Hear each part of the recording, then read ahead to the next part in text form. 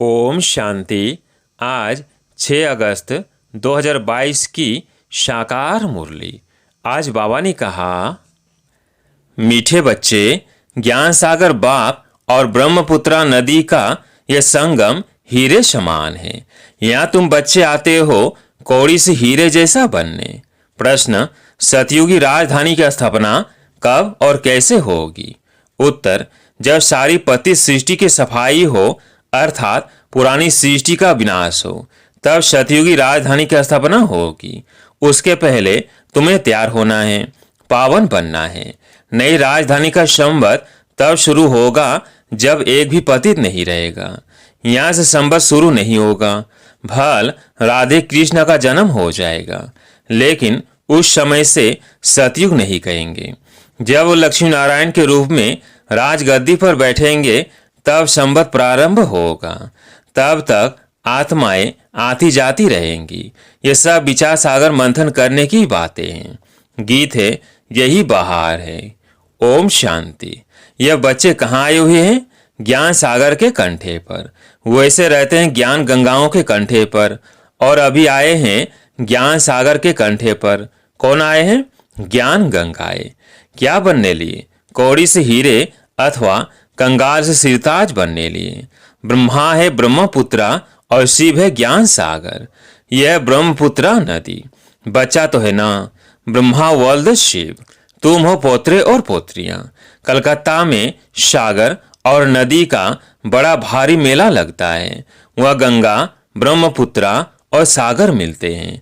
ब्रह्मपुत्रा में और भी नदियां मिलती है। मुख्य है ब्रह्मपुत्रा और सागर का संगम। उनको ही कहते हैं डायमंड हार्बर।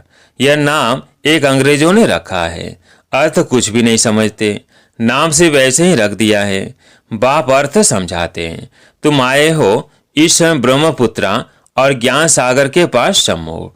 वहां भी सागर के सम्मुख जाते हो हीरा बनने के लिए, परंतु हीरो के बदले पत्थर बन जाते हो, क्योंकि वह है भक्ति मार्ग। यह संगम है आत्माओं और परमात्मा का, दोनों इकट्ठे हैं। वह जड़ या चैतन्य, यह तो कहाँ भी जा सकते हैं। तो बच्चों को हमेशा यह समझना चाहिए कि ब्रह्मपुत्रा और सागर दोनों इकट्ठे हैं चैतन्य में। यह जैसे कि हीरे बनने का संगम हो गया। तुम हीरे जैसा बनो। यह ब्रह्मपुत्रा और एडाप्टेड ज्ञान गंगाएं। ये नदियां तो अनगिनत है। उन नदियों का तो सबको मालूम है कि भारत में इतनी नदियां हैं। यह तो अनगिनत है। इन ज्ञान नदियों का तो अंत नहीं पाया जा सकता है। सागर से नदियां इस समय ही निकलती है। पहले तो ब्रह्मपुत्र निकलती है, फिर उनसे छोटी छोटी नदियां निकलती हैं। तुम जानते हो नंबरवार पुरुषार्थ अनुसार, कोई बड़े हैं कोई छोटे हैं। ये सब मनुष्यों को हीरे जैसा बनाते हैं।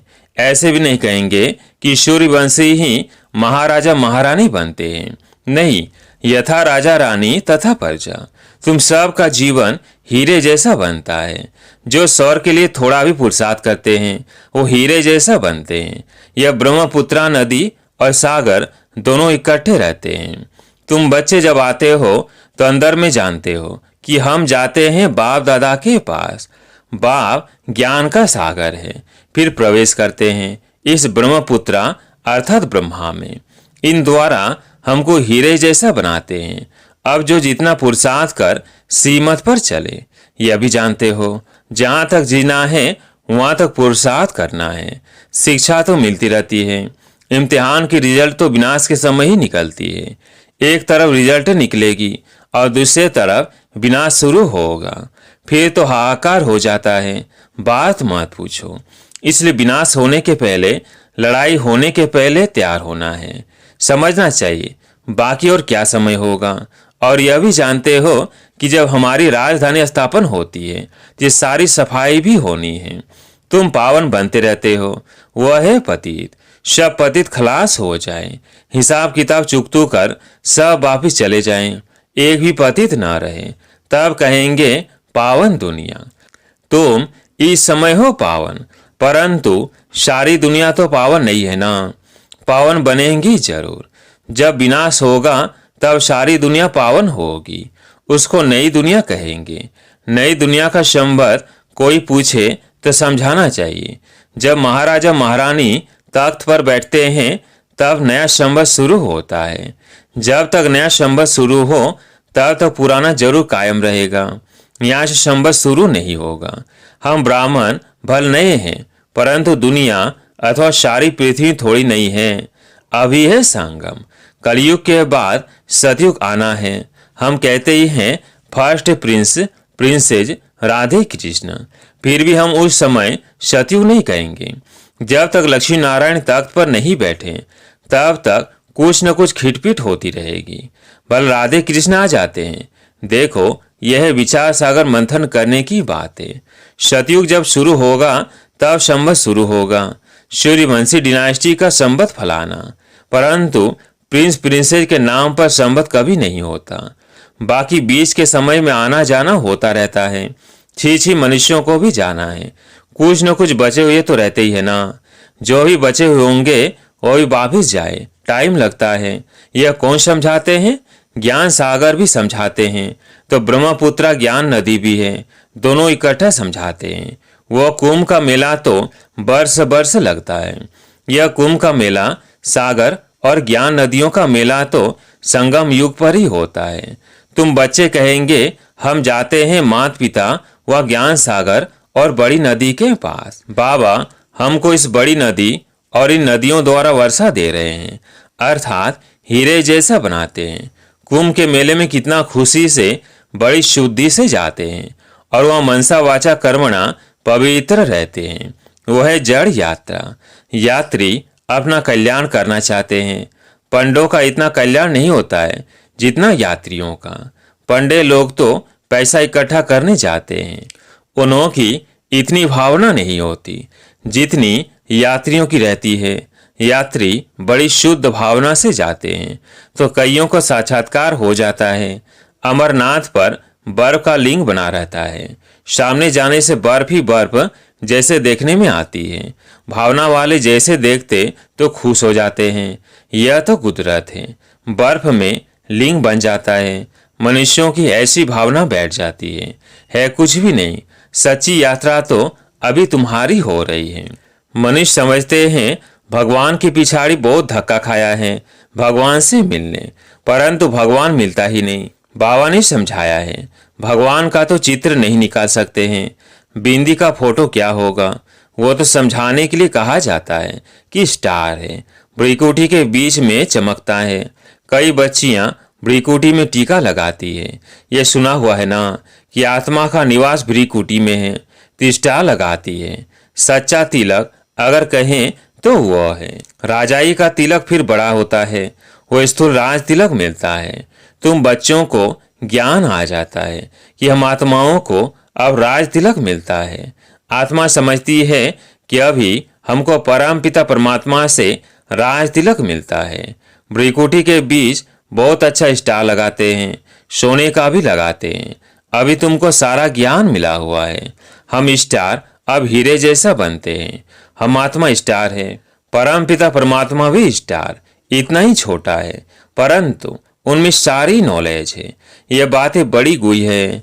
तुमको ज्ञान अर्थात सोझरा मिला है। परम पिता परमात्मा के रूप को भी देखा समझा है। जैसे आत्मा का साक्षात्कार होता है वैसे परमात्मा का भी होता है। कहेंगे जैसे तुम हो वैसे मैं हूँ। बाकी बच्चे को बाप का क्या साक्षात्कार चाहिए? आत्मा छोटी बड़ी नहीं होती, जैसे तुम वैसे बाप है।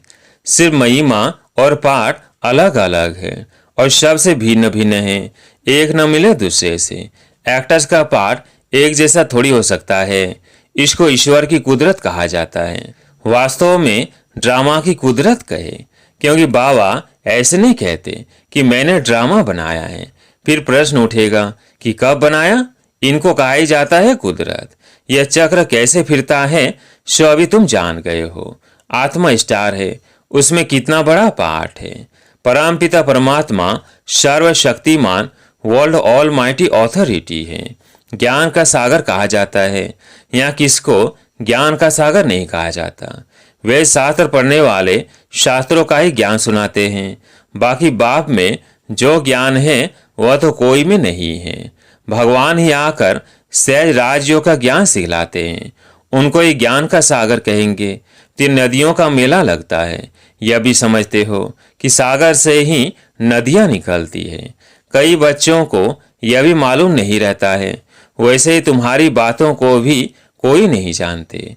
ज्ञान सागर कैसे आता होगा, उनसे ज्ञान गंगाएं कैसे ज्ञान पाती होंगी। यह ज्ञान की बातें मनुष्यों द्वारा बुद्धि में जो बातें बैठी हैं, तो सच्ची बातों का किसको पता नहीं है। तुम अब उस सागर और इस ज्ञान सागर को जान गए हो। अभी वो सागर और नदियां तो दुख देती रहती है। सागर भी उछल पड़े तो कितना नुकसान कर देते हैं।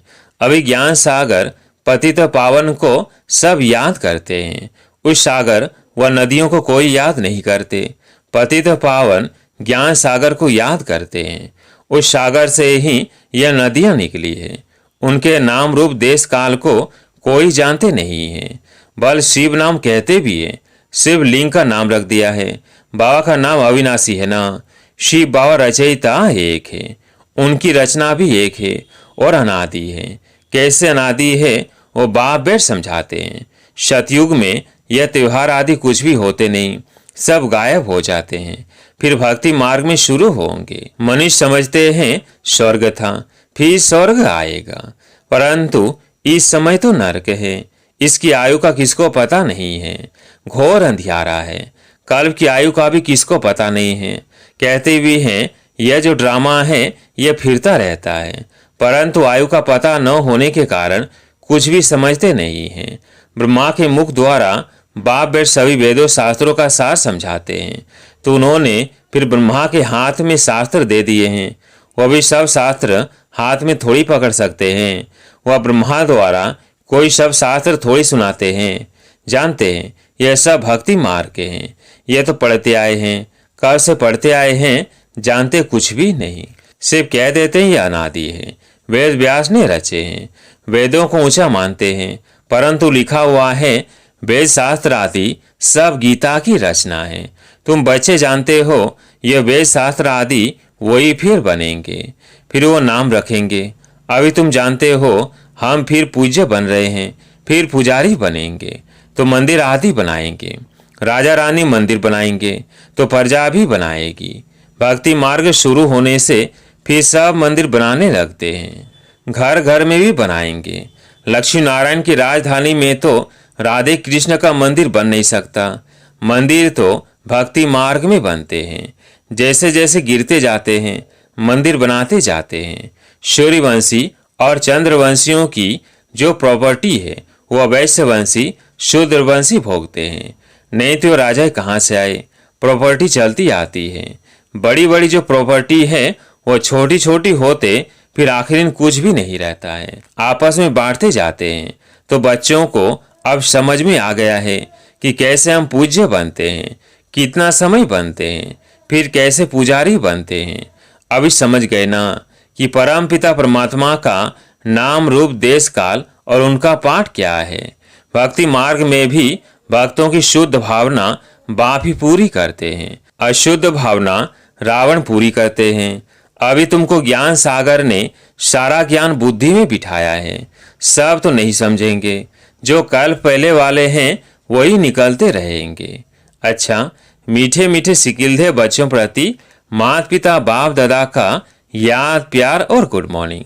रूहानी बाप की रूहानी बच्चों को नमस्ते। हम रूहानी बच्चों की रूहानी बाप दादा को याद प्यार गुड मॉर्निंग नमस्ते नमस्ते। धारणा के लिए मुख्य सार। पहला पॉइंट, जब तक जीना है पुरुषार्थ करते रहना है। बाप की शिक्षाओं को अमल में लाना है। बाप समान मास्टर ज्ञान सागर बनना है। दूसरा पॉइंट, रूहानी पंडा बन सबको सच्ची यात्रा करानी है। हीरे जैसा बनना और बनाना है।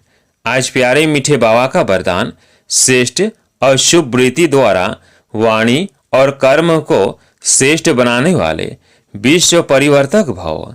श्रेष्ठ और शुभ वृत्ति द्वारा वाणी और कर्म को श्रेष्ठ बनाने वाले विश्व परिवर्तक भव। जो बच्चे अपनी कमजोर वृत्तियों को मिटाकर शुभ और श्रेष्ठ वृत्ति धारण करने का व्रत लेते हैं, उन्हें सृष्टि भी श्रेष्ठ नजर आती है। वृत्ति से दृष्टि और कृति का भी कनेक्शन है। कोई भी अच्छी व बुरी बात पहले वृत्ति में धारण होती है, फिर वाणी और कर्म में आती है। वृत्ति श्रेष्ठ होना माना वाणी और कर्म स्वतः श्रेष्ठ होना। वृत्ति से ही वाइब्रेशन वायुमंडल बनता है। श्रेष्ठ वृत्ति का व्रत धारण करने वाले विश्व परिवर्तक स्वतः बन जाते हैं। आज के स्लोगन: विदेही व अशरीरी बनने का अभ्यास करो तो किसी के भी मन के भाव को जान लेंगे। विदेही व अशरीरी बनने का अभ्यास करो तो किसी के भी मन के भाव को जान लेंगे। अच्छा, ओम शांति।